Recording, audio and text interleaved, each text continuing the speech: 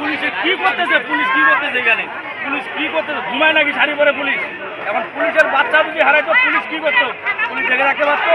Police দেখতে পারতো? আমার বাচ্চাকে না নেওয়া পর্যন্ত আমরা এই অবরোধ এখান থেকে নড়বো না। ডিসি আসবে না, এসে আসবে, এখানে আসুক।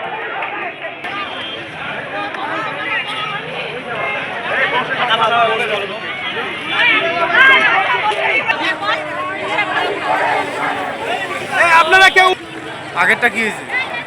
আগের প্রোগ্রামটা কি?